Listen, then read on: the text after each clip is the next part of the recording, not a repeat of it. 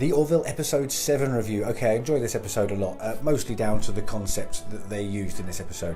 It had everything that the other episodes had in terms of some good one-liners, good jokes in there, the acting's still good, everything like that, but the concept itself was a good one. I've seen it in other TV programmes before. I've never actually watched Black Mirror, which I know is very much done this, and so if you've seen that episode of Black Mirror, this episode prior to this may not have been quite as interesting from what I understand, but I do like this concept of the whole like-dislike thing and this sort of ultra democracy. It's an interesting thing. If you haven't seen the episode, basically what happens is that the ship arrives, or is basically sent off to a planet to go and investigate why two scientists that have been there doing research, because they're basically observing the planet. It's not someone, they're not space bound or anything like that, so they're just sort of watching them and sort of become submerged in society and just doing observations.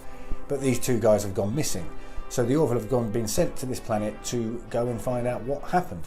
And what's basically the gist is that on this planet everybody gets to vote on everything, and everyone walks around with a badge with a green arrow up and a red arrow down, and people can either press on it or vote on their phones or whatever about various different things. Well, about anything. They can just go and give you a no for whatever reason, but an example would have been someone walking on, not looking what they're doing and bumping into someone and spilling their coffee all over them. They would get a dislike for that. And so that's the general sort of how the society completely works. There is no sort of politicians or anything like there is in our democracies on Earth as it is now.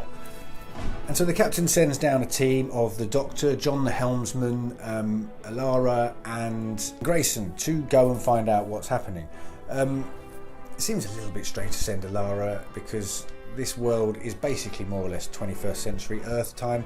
It's very, very similar to Earth. I mean, obviously it was filmed here. But I liked the fact that it wasn't Earth that they went back to and found an excuse to do that. Instead, they've gone to a completely different planet, but it's like that. That was good. Obviously, the like-dislike thing wouldn't work there, but that was, Star Trek. Too many times has Star Trek episodes gone back to Earth for whatever period of time. It's been very much overdone. And when I saw the picture for this episode, I thought that was going to be another one else. But actually, because it's on a completely different planet, I do like that.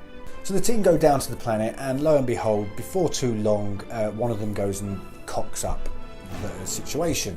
And it's John the helmsman who basically does it by grinding against this statue, who happens to be some historical figure. Well, most generally they are, aren't they? But some famous historical figure from the past for this society. So people were very much insulted by this. They got caught on video, and everyone started downvoting him. So suddenly his votes became very, very low. And once they reach a certain point, you're then sort of basically arrested. And you then have to go through this sort of period of a week or so where you have to try and get people to forgive you for what you've done wrong, or you become corrected, which seems to basically be wiping your mind of more or less anything, lobotomized, as the captain suggested.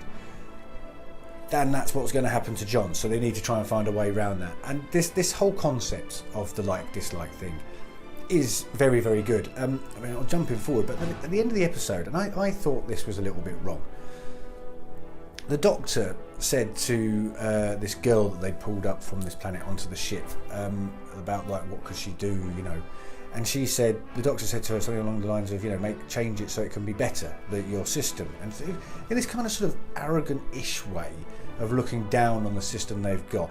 And all I would say to that is, this system may find itself picking up on things that are a bit silly, like someone grinding against a statue, but what it did make quite clear is don't grind against a statue like that. It's disrespectful, and everyone learns that lesson quite quickly. That, at the moment, in our current society, doesn't quite work like that, does it? We do all this hating and liking and things through Twitter, but it doesn't really have any major impact in the long run. Instead, we have these politicians that supposedly represent us, and this is a better system, apparently, according to the Doctor, I guess. Unless she's comparing it to some Orville utopia they have now. But if it is a sort of reference to our own democracies, I wouldn't necessarily say that this system is worse than our own ones. Yes, it's going to lose the plot sometimes, and sometimes the wrong decisions will be made.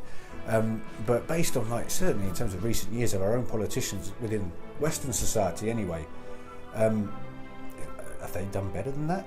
I mean, I don't want to get into politics too much, but I'm British. We had a referendum not too long ago, And much of what we were told was complete nonsense, completely made up, complete lies. So those people now, if we had this dislike-like system, some of those people, I won't name any of them particularly, but one of them was possibly wanting to try and become Prime Minister and is still trying to become Prime Minister, would have been disliked so much he would have been lobotomised by now. I'm just saying.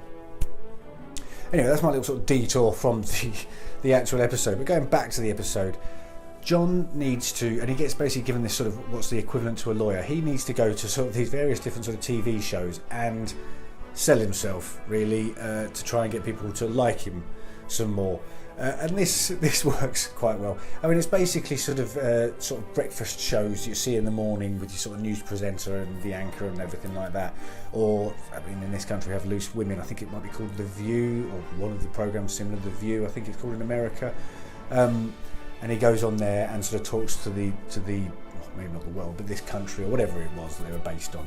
And tries to appeal to people to try and make them realise that he's not a bad guy. It doesn't do a particularly great job of that. However, with this being Orville and being quite comfortable and nicely well-rounded, we do manage to save John, and that's basically by Isaac being able to hack into this system, kind of their internet or Twitter or whatever you want to call it, and send many, many messages bigging up John. And this is the best part of the episode, where they're coming up with different reasons why he would be well liked. So they were they were putting different things into this feed to, like I say, improve his image in front of people. So one of them was him being a fat kid when he was young, because they had to doctor an image because he wasn't. So now obviously he's not, because that means people for some reason like you more. But the best one was the fact they were talking about him being a sort of former veteran returning from war, and then to up the game, it was a former veteran returning from war and seeing his pet and having that reunited moment. So they doctored this video and threw that out there, and that managed to save the day just, I think, by about 4 votes. So he wasn't lobotomised, and he managed to get back up to the ship, and everybody lives happily ever after. So like I said at the start, this episode had everything all the other Orville episodes have had. It's well scripted, it's funny, all of those things were there. I laughed a fair few times. Like I said, the best bit was when they started uploading the different images and stuff into this feed to save John.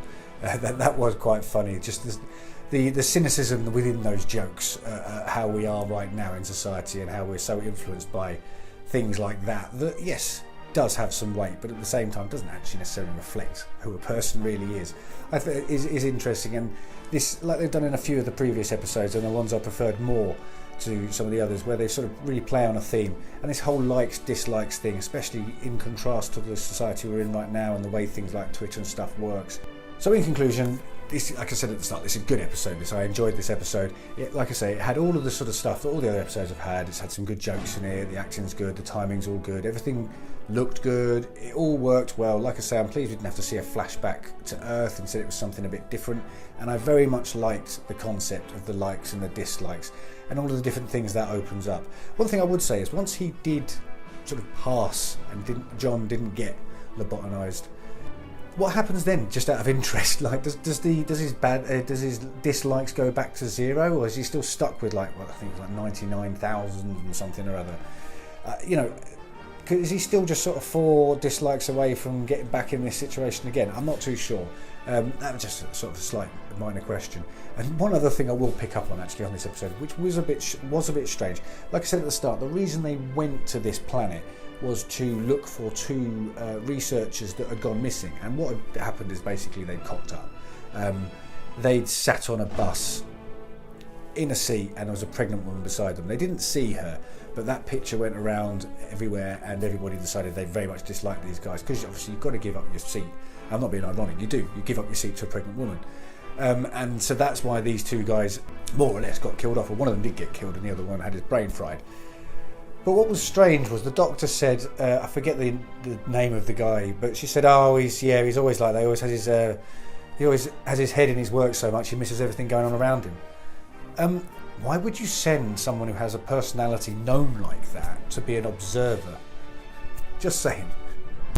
All that said, as a final score, I will give episode 7 of The Orville an 8 out of 10.